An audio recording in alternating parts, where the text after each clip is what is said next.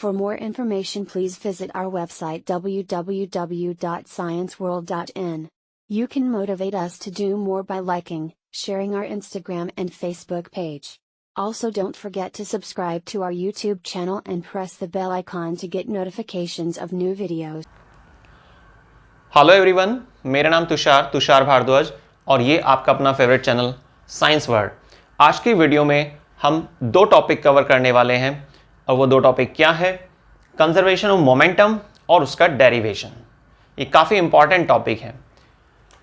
देखिए, आपने एक फॉर्मूला देखा होगा, m1 u1 m2 u2 is equal to m1 v1 plus m2 v2।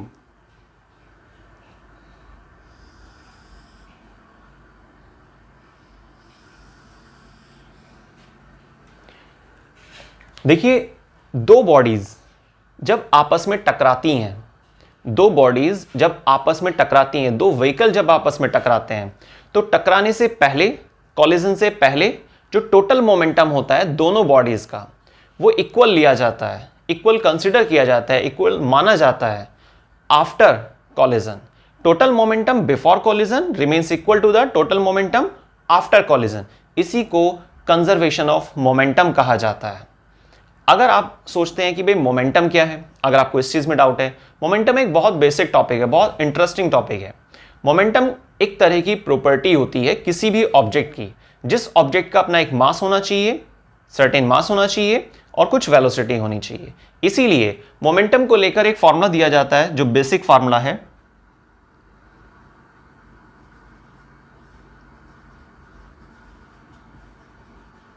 Momentum के लिए सिंबल यूज करते हैं P, और फॉर्मूला क्या होता है इसका, mass into velocity. Mass into velocity आप डायरेक्ट दिखा सकते हैं, P is equal to mv। ठीक है, ज्यादा अच्छा रहेगा अगर आप इसमें लीनियर मोमेंटम लिख देते हैं। लीनियर मोमेंटम एक आपका होता है एंगुलर मोमेंटम।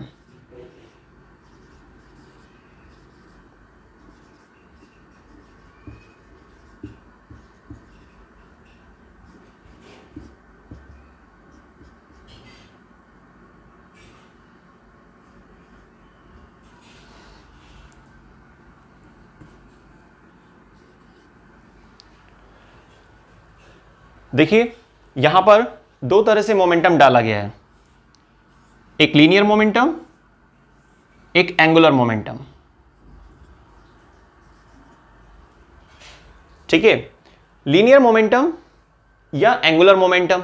बात आती है मोमेंटम क्या है। मोमेंटम किसी ऑब्जेक्ट की एक वो प्रॉपर्टी होती है जो कब देखी जाती है, अगर उस ऑब्जेक्ट का कुछ मास हो, सर्टेन मास हो और कुछ वेलोसिटी से वो ऑब्जेक्ट डिस्प्लेस हो रहा हो, सर्टेन डिस्टेंस कवर कर रहा हो। तो मोमेंटम क्या है, एक प्रॉपर्टी होती है। याद रखिएगा, momentum is a property of an object that always equal to the product of their mass and velocity. तो याद रखना है, मोमेंटम में दो पॉसिबिलिटी होती हैं, लीनियर मोमेंटम और एंगुलर मोमेंटम।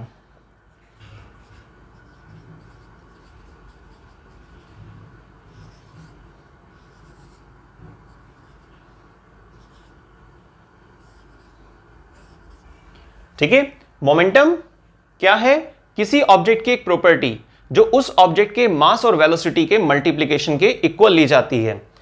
अब बात आती है मोमेंटम। मोमेंटम दो अलग अलग फॉर्म में पाया जाता है। अगर स्ट्रेट ट्रैक पर आप हैंडल कर रहे हैं, स्ट्रेट ट्रैक पर कोई ऐसा केस देख रहे हैं, तो वहां पर आप बोलेंगे लीनियर मोमेंटम। अगर आप बोलते हैं रोटेशन ट्रैक की बात चल रही है, किसकी बात चल रही है, रोटेशन ट्रैक की, तो आप क्या बोलेंगे, एंगुलर मोमेंटम। अगर बात चलती है स्ट्रेट ट्रैक की, तो आप क्या बोलेंगे, लीनियर मोमेंटम। एंगुलर मोमेंटम के लिए सिंबल क्या होता है, एल। एंगुलर मोमेंटम के लिए सिंबल क्या होता है, L. L is equal to I omega. I क्या है यहां पर, इनर्शिया। आई क्या है यहां पर, इनर्शिया। इनर्शिया भी एक प्रॉपर्टी होती है किसी ऑब्जेक्ट की, जिसकी वजह से वो ऑब्जेक्ट अपनी इनिशियल स्टेट में रहने की कोशिश करता है, लेकिन कब तक, एक शर्त होती है, जब तक कि कोई बाहर से फोर्स ना लगे। जैसे कोई बच्चा घर में बैठकर कुछ गेम खेल रहा है, अब वो तो गेम ही खेलता रहेगा क्योंकि इसकी प्रॉपर्टी क्या है, इनिशियल प्रॉपर्टी क्या है, गेम्स को खेलना। लेकिन पेरेंट्स आते हैं, पेरेंट्स ने उसको बच्चे को 3-4 स्टिमुलस खींच खींच के दिए, तो प्रॉपर्टी चेंज हो गई ना। तो अब देखिए डेफिनेशन क्या बनती है यहां पर, inertia is a property of an object, inertia is a property of an object due to which an object try to remain, रहने की कोशिश करता है, try to remain in its initial state until the external force is applied, जब तक कि बाहर से कोई फोर्स नहीं लगती है। कोई भी हो, आप में से कोई हो सकता है, मैं भी हो सकता हूं, कोई भी व्यक्ति, कोई भी लिविंग, कोई भी नॉन लिविंग ऑब्जेक्ट जिस स्टेट में होता है वो उसी स्टेट में रहने की कोशिश करता है जब तक कि उस पर कोई फोर्स नहीं लगती, चाहे वो फोर्स इंटरनल स्टिमुलाई हो या एक्सटर्नल स्टिमुलाई हो। ब्रेन भी फोर्स जनरेट करता है, तो वो भी एक तरह की फोर्स है जिसकी वजह से वो व्यक्ति अपनी स्टेट को चेंज कर रहा है, ये एक्सटर्नल फोर्स होती है। फिजिक्स में वैसे तो सभी एक्सटर्नल फोर्स का ही जिक्र किया जाता है, ठीक है ना, तो याद रखिएगा। तो एंगुलर मोमेंटम L उसका सिंबल है, सिंबल चेंज नहीं करने आपको, आई ओमेगा। अब बात आती है ओमेगा क्या है, ओमेगा को बोलते हैं एंगुलर वेलोसिटी। ओमेगा किसके लिए सिंबल यूज किया जाता है, एंगुलर वेलोसिटी, रोटेशनल ट्रैक। देखिए मैंने यहां पे सिंबल बना दिया है, उससे आपको कंफ्यूजन नहीं होगा, बहुत इजी है, बिल्कुल टेस्टी टॉपिक है, बहुत मजेदार टॉपिक है। तो मोमेंटम क्या है, किसी ऑब्जेक्ट की एक प्रॉपर्टी होती है जो हमेशा उस ऑब्जेक्ट के मास और वेलोसिटी के प्रोडक्ट के इक्वल ली जाती है, ठीक है। ये एक वेक्टर क्वांटिटी भी है, याद रखिएगा मोमेंटम क्या है, एक वेक्टर क्वांटिटी, क्योंकि डायरेक्शन का इंडिकेशन देती है हमेशा, डायरेक्टली प्रोपोर्शनल है, उसके अकॉर्डिंग भी आप समझ सकते हैं। मोमेंटम की दो पॉसिबिलिटी क्या होती है, स्ट्रेट ट्रैक पर आप बोल देंगे तो क्या कहेंगे आप, P इज इक्वल टू में mv, P मतलब momentum, linear momentum, mass into velocity. अगर बात आती है रोटेशनल ट्रैक की, तो angular momentum symbol L I omega, I means inertia, omega किसके लिए सिंबल लिया जाता है, वेलोसिटी के लिए, पर एंगुलर वेलोसिटी के लिए, ठीक है ना।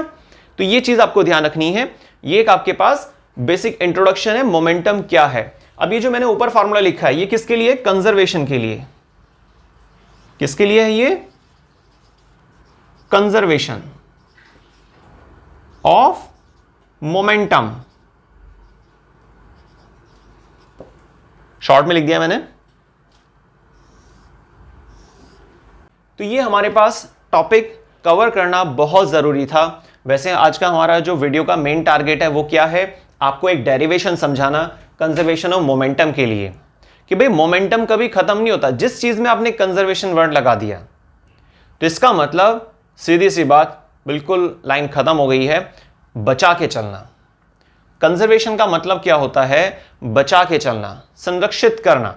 जैसे आप कुछ और मान लीजिए, conservation of energy, energy can neither be created nor be destroyed, it only transform from one form to another form.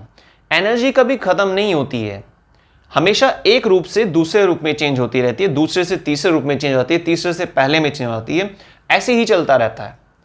पर एनर्जी खत्म नहीं होती है, एनर्जी को ना तो क्रिएट करना पॉसिबल है और ना ही टर्मिनेट करना पॉसिबल है।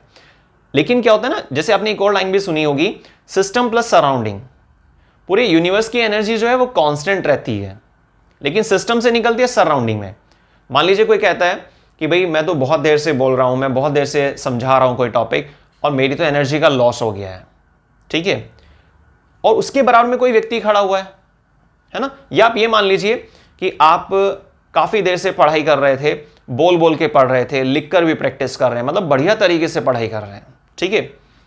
तो आपने अपने पेरेंट्स को बोला कि भाई एनर्जी का लॉस हो गया, बॉडी एग्जॉस्ट हो गई है, अब थकान हो गई है, अब थोड़ा रेस्ट करेंगे, उसके बाद पढ़ना स्टार्ट करेंगे, या कोई भी अच्छी वीडियो वगैरह है वो देखेंगे, जो भी। लेकिन आपके पेरेंट्स ने आपको बोला, या आपका बड़ा भाई कोई या बड़ी सिस्टर वगैरह वहां पर है नियर बाय, वो आपसे बोलते हैं कि भाई energy can neither be created nor be destroyed, energy तो खत्म होती नहीं है, एनर्जी तो कंजर्वेशन लिस्ट में आती है, कंजर्वेशन ऑफ एनर्जी। तो बात आपकी सही है या उनकी सही है, दोनों की बात सही है। यहां पे क्या ना, बॉन्डिंग, एक लाइंस के मैच होने का अंतर है।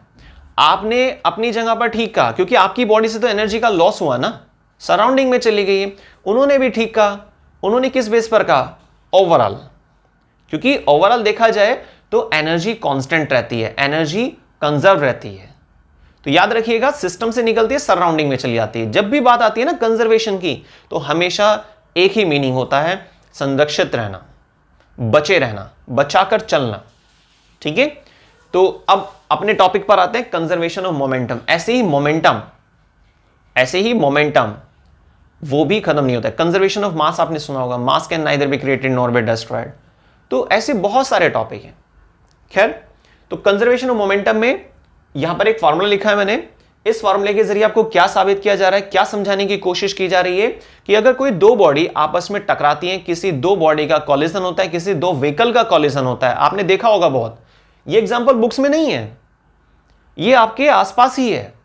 आप जब कभी जाते होंगे, आप कहीं पर घूमने जा रहे हैं, तो आपने कहीं ना कहीं देखा होगा कि कोई एक व्हीकल उसने दूसरे को टक्कर मार दी। बस समझ जाइए, वहां पर कॉलिजन नहीं हो रहा है, वहां पे बम्बार्डिंग नहीं हो रही है, वहां पे एग्जाम्पल चल रहा है। साइंस मतलब आपके आसपास, आपकी बॉडी। बुक्स में क्या होता है, सिर्फ लाइंस होती हैं, लेकिन आपको एक्चुअल साइंस अगर समझनी है तो आपको अपनी कॉन्सेप्ट क्लियर करने के बाद उसको डेली लाइफ रूटीन में मैच करके देखना होगा।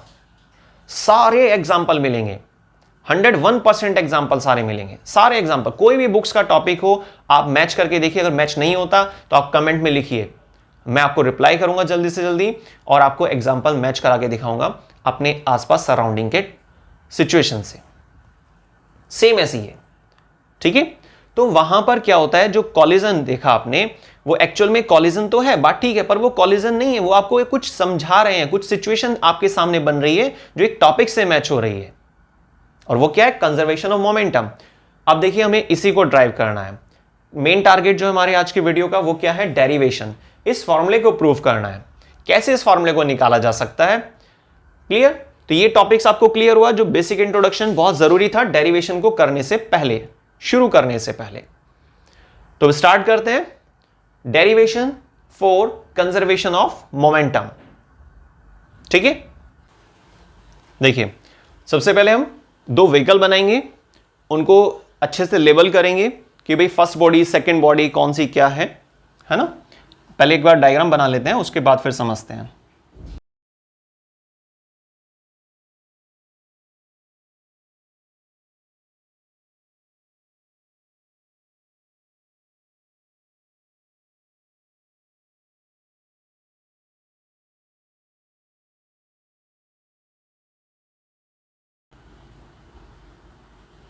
देखिए, ये कोई ट्रक है,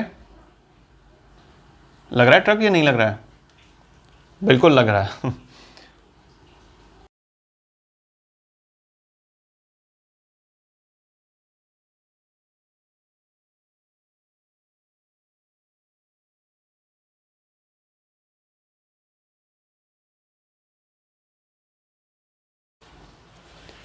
ये कोई ट्रक है,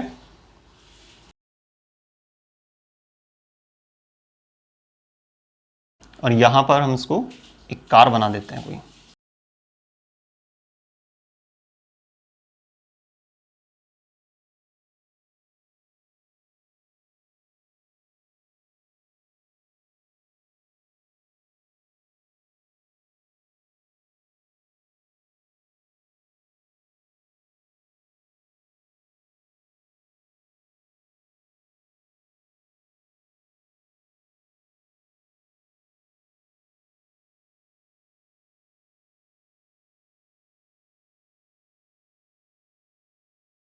फर्स्ट बॉडी,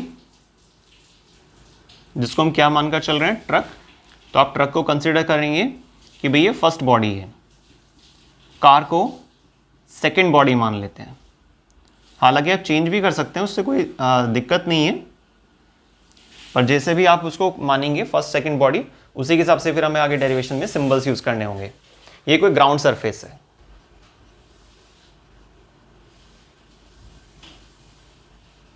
ट्रक, और ये आपकी कार।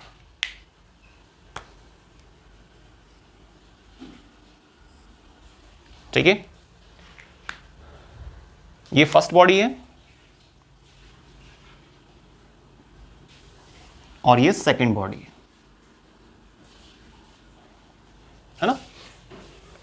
अब बात आती है, यहां पर थोड़ा सा आपको सिंबल्स देने होंगे।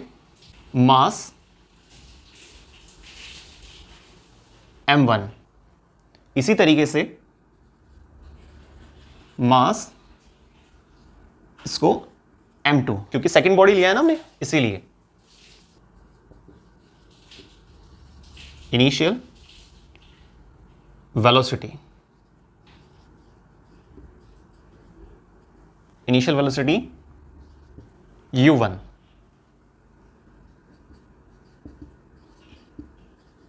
Initial velocity u2।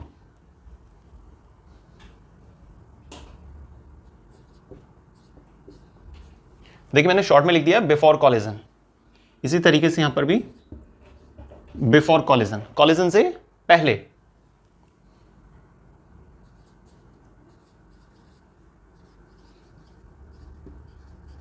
Final velocity v1,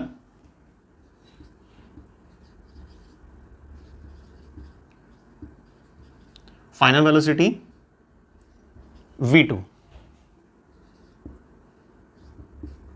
ये आफ्टर कॉलिजन है, इसी तरीके से after collision.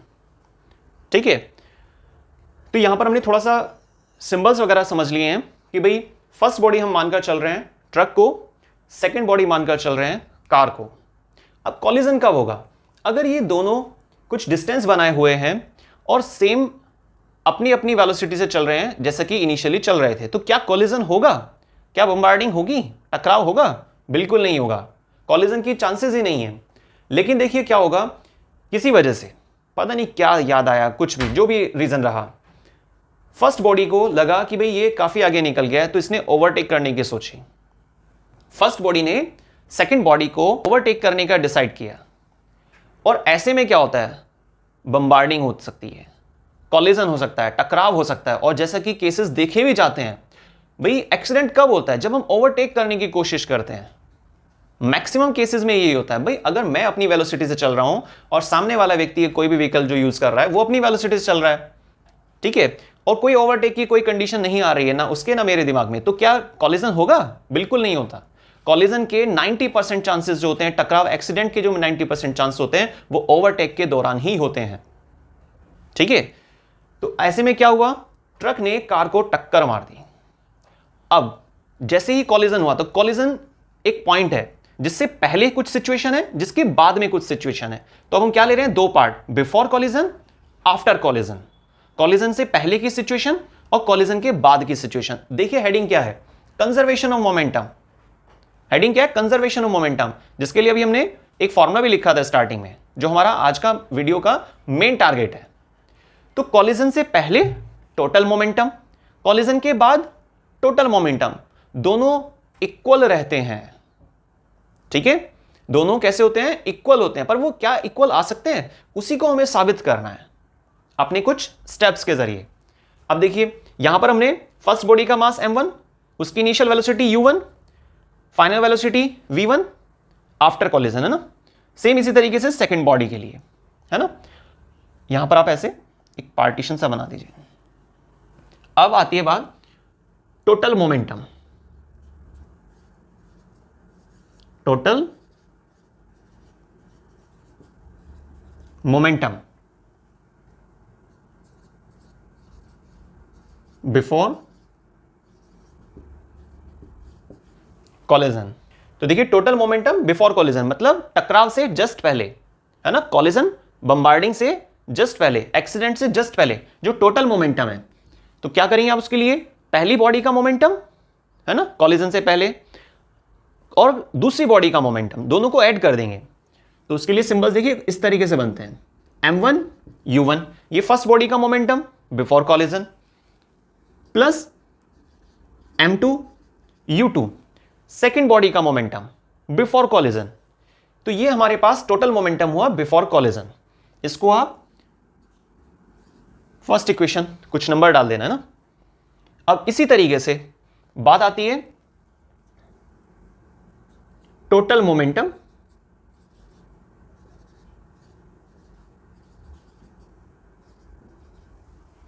Total momentum after collision.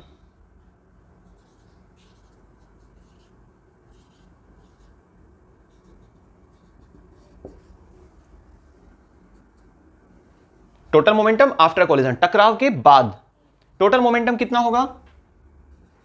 m1 v1 plus m2 v2। Clear? तो टोटल मोमेंटम आफ्टर कॉलिजन कितना होगा? m1 v1 फर्स्ट बॉडी का momentum, m2 v2 second body का मोमेंटम। इसके लिए भी कुछ नंबर डाल देना, सेकेंड इक्वेशन। ठीक है, अब देखिए हमें कुछ आगे ऐसे स्टेप्स, कुछ ऐसी ट्रिक्स यूज करनी है जिसके जरिए फर्स्ट इक्वेशन सेकंड इक्वेशन के इक्वल हो जाए। कोई ऐसा फॉर्मूला यूज करना है जिसके जरिए आप जब वैल्यू पुट करेंगे LHS RHS में तो ये दोनों LHS RHS के अकॉर्डिंग इक्वल बन जाए। Acceleration of car. अब देखिए कार सेकंड बॉडी है, एक्सेलरेशन ऑफ कार A2। देखिए इसमें डेरिवेशन में गलती तब हो सकती है अगर आप फर्स्ट और सेकंड बॉडी के टर्म्स को भूल जाएंगे। फर्स्ट बॉडी कौन है, सेकंड बॉडी कौन है, आपको यह ध्यान रखना होगा। तो जब बात आती है कार की, इसका मतलब सेकंड बॉडी, तो एक्सेलरेशन मतलब A2। अब A2 इक्वल कितना होगा? आपने एक फॉर्मूला देखा होगा V equal to U plus AT, है ना, उसी से सॉल्व करने वाले हैं इसको। तो V minus U divide by T, ये फॉर्मूला होता है, लेकिन यहां पर हमने 2 यूज किया है ना, तो इसके रेस्पेक्ट में ही आपको करना होगा। तो एक्सेलरेशन ऑफ कार कितना होगा? यहां पर क्या लगाएंगे हम? 2। सेम यहां पर 2 आएगा क्योंकि सेकंड बॉडी की बात चल रही है, इसलिए टाइम को कोई मतलब नहीं है फर्स्ट बॉडी सेकंड बॉडी से। ठीक है, उसको ऐसे ही रहने देंगे। तो acceleration of car A2 is equal to में V2 minus U2 divide by T। अगर आप इसी तरीके से एक्सेलरेशन ऑफ ट्रक A1, तो इसके लिए फॉर्मूला क्या बनेगा? V1 minus U1। V1 क्या है? इनिशियल वेलोसिटी फर्स्ट बॉडी के लिए। V1 क्या है? फाइनल वेलोसिटी फर्स्ट बॉडी के लिए, लेकिन कब? After collision. और U1 क्या है? इनिशियल वेलोसिटी फर्स्ट बॉडी के लिए बिफोर कॉलिजन।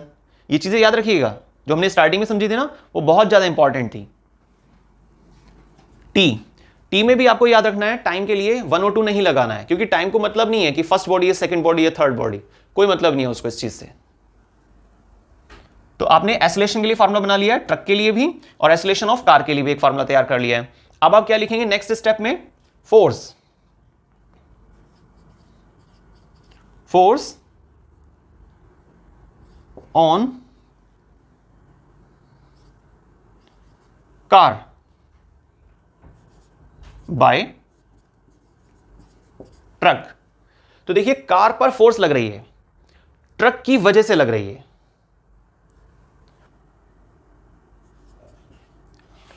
F1, लेकिन कार पर फोर्स लगी है ना, तो किसकी वेलोसिटी में चेंज आएंगे? कार की। क्योंकि देखिए लाइन बहुत इंपॉर्टेंट है, फोर्स ऑन कार, कार पर फोर्स लग रही है, ट्रक की वजह से लग रही है, ट्रक के द्वारा फोर्स लग रही है। तो फोर्स किसने अप्लाई की? ट्रक ने। और ट्रक की फोर्स को हम क्या लेंगे? F1। और किस पर अप्लाई की है? कार पर फोर्स अप्लाई की है। तो जो फार्मूला होगा, जो मास होगा, वो किसका लिया जाएगा? वो ट्रक का नहीं लिया जाएगा, वो कार का लिया जाएगा। ये बहुत ज्यादा, मेरे हिसाब से तो इस पूरे डेरिवेशन में सब चीज इजी है, लेकिन सिर्फ यही लाइन, इसी लाइन में थोड़ा सा कंफ्यूजन होता है। बस आप एक बार अगर ध्यान से सुनेंगे तो बिल्कुल क्लियर हो जाएगा। तो force on car by truck, तो F1 के आगे जो हम लिखते हैं ना मास इंटू एक्सेलरेशन, तो M क्या आना चाहिए? 2, और मल्टीप्लाई में क्या आना चाहिए? A2। तो F1 के रेस्पेक्ट में M2 A2 लिखेंगे। थोड़ा आपको अजीब लग रहा होगा, लेकिन ये जो लाइन है, ठीक है, इसको हाईलाइट कर देते हैं, इसको आप ध्यान से देखिएगा।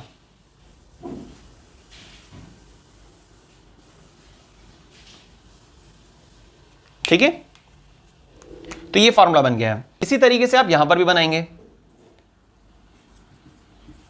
फोर्स ऑन देखिए यहां पर हमने क्या लिखा था, फोर्स ऑन कार, यहां पर क्या लिखेंगे, force on truck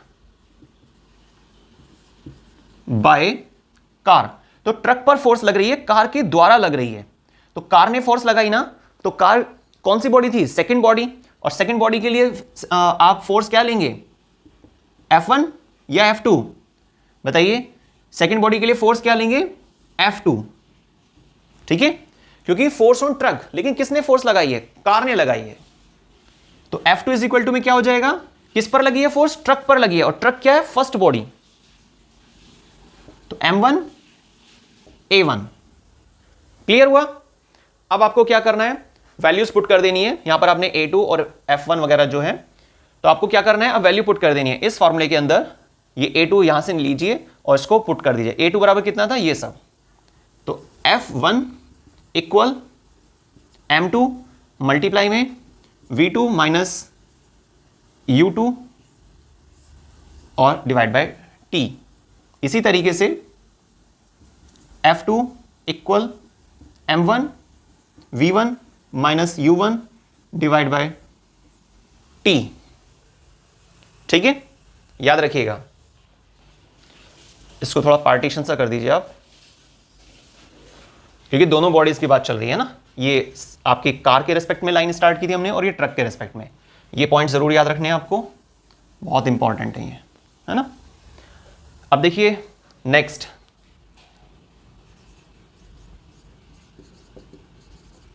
according to third law of motion, to every action there is always equal and opposite reaction, means F1 equal to F2।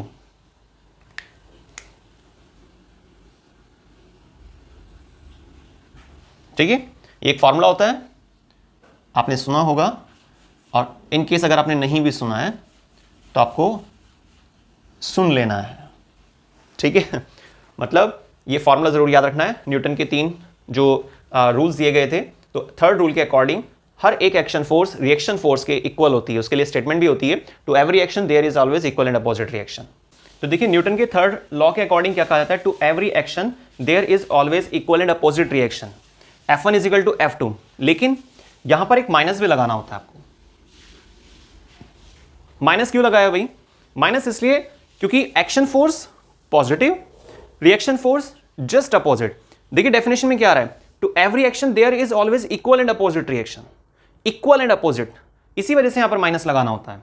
अब आप वैल्यू पुट कीजिए इसकी, F1 के प्लेस पर M2 V2 minus U2 divide by T equal, फिर minus का sign आएगा, और F2 के प्लेस पर आ जाएगा हमारा M1 V1 minus U1 divide by T, ठीक है। सिंप्लीफाई कर दीजिए इसको, T से तो T कैंसिल होना ही है, M2 V2 minus M2 U2 equal minus का M1 V1 plus M1 U1, T से T कैंसिल कर दिया मैंने, है ना। वो आपको पता है मैथ्स के काफ़ी सारी ट्रिक होती हैं छोटी छोटी। अब देखिए आपको क्या करना है, U वाले सब एक साइड रखने हैं और V वालों को एक तरफ ले जाना है। तो M1 ये हमारे पास इधर आ जाएगा, U1 और ये यहीं पर है पहले से, M2 U2 इक्वल, ये पहले से यहां पर है M1 V1, और इसको उधर ले जाएंगे तो माइनस का M2 V2। देखिए माइनस यहां से कॉमन ले लीजिए, यहां से माइनस कॉमन लेंगे तो माइनस से माइनस कैंसल आउट हो जाएगा, मैथ्स की ट्रिक होती है। तो अल्टीमेटली हमारे पास M1 U1 plus M2 U2 equal M1 V1 plus M2 V2। ये आपका एक फाइनल आंसर आ गया, ठीक है। देखिए क्या होता है ना कि आपके पास जो कंजर्वेशन को लेकर ये रिजल्ट निकला है, थोड़ा हाईलाइट कर देते हैं इसको, काफी इंपॉर्टेंट है, और इसी से रिकॉइलिंग ऑफ गन ये टॉपिक भी कवर होता है, ठीक है। उसको नेक्स्ट वीडियो में लेंगे हम। तो देखिए ये हमारा आंसर आया, total momentum before collision, equal है टोटल मोमेंटम आफ्टर कॉलिजन के। तो आज की वीडियो में सबसे पहले हमने क्या डिस्कस किया कि भाई मोमेंटम क्या होता है, मोमेंटम कितनी पॉसिबिलिटी दिखाता है, लीनियर मोमेंटम क्या है, एंगुलर मोमेंटम क्या है, क्या उनके फॉर्मूले हो सकते हैं, क्या सिंबल्स यूज किए जाते हैं। उसके बाद हमने अपना टारगेट डिसाइड किया कि हमें किस टारगेट तक पहुंचना है। वो टारगेट ये था, इसमें m क्या है, u1 क्या है, m2 वगैरह ये सब चीजें क्या होती हैं, उसके लिए हमने स्टार्टिंग में डायग्राम देखा। नेक्स्ट और लास्ट स्टेप हमारा डेरिवेशन। ठीक है, तो याद रखिएगा ये एक एग्जैक्ट प्रोसीजर है और यकीन मानिए बहुत सिंपल है। आप इसको 2 बार भी करके देखेंगे ना, 2 बार भी अगर करके देखते हैं तो बहुत ही बेस्ट हो जाएगा और ये डेरिवेशन बार बार काम आएगा। आपकी 9th क्लास में भी कवर करता है एक इंपॉर्टेंट टॉपिक को और 11th क्लास में भी कवर करता है। हालांकि साइंस के टॉपिक कोई क्लास से रिलेट नहीं होते हैं, वो तो क्या एक पैटर्न बनाना होता है, तो बोल देते हैं कि 9th का सिलेबस है, ये 10th का सिलेबस है, ये 12th का है, ये 11th का है। मेन मोटिव क्या है आपका, मेन गोल क्या है, कॉन्सेप्ट को क्लियर करना। ये बात हमेशा ध्यान रखिए। क्लास पे मत जाइए कि ये 9th का टॉपिक चल रहा है, 11th का टॉपिक चल रहा है, 11th वाले सोच रहे हैं हम 9th का क्यों पढ़ेंगे, या 9th वाले सोच रहे हैं 11th का क्यों पढ़ेंगे। भाई ये टॉपिक है, टॉपिक साइंस मतलब जो आपके काम आनी है। हर सब्जेक्ट की अपनी इंपॉर्टेंस होती है, बाकी की भी इंपॉर्टेंस है, लेकिन साइंस के टॉपिक जो हैं वो क्लास पे डिपेंड नहीं करते हैं, डिपेंड करता है कि सामने वाले ने किस तरीके से समझाया। ठीक है, छोटे बच्चे भी बड़े बड़े टॉपिक को कवर कर जाते हैं और कई बार ऐसा होता है बड़े बच्चों को छोटे टॉपिक क्लियर नहीं होते हैं, पता ही नहीं है कौन सी चीज क्या हो रही है, मोमेंटम ही क्लियर नहीं हो पा रहा है कि मोमेंटम होता क्या है। तो बहुत बहुत धन्यवाद शुरू से लास्ट तक देखने के लिए। मिलते हैं नेक्स्ट वीडियो में, तब तक के लिए धन्यवाद। और हाँ प्लीज, अगर आपने सब्सक्राइब नहीं किया हमारे चैनल को तो प्लीज सब्सक्राइब कीजिए, लाइक कीजिए, शेयर कीजिए। थैंक्स।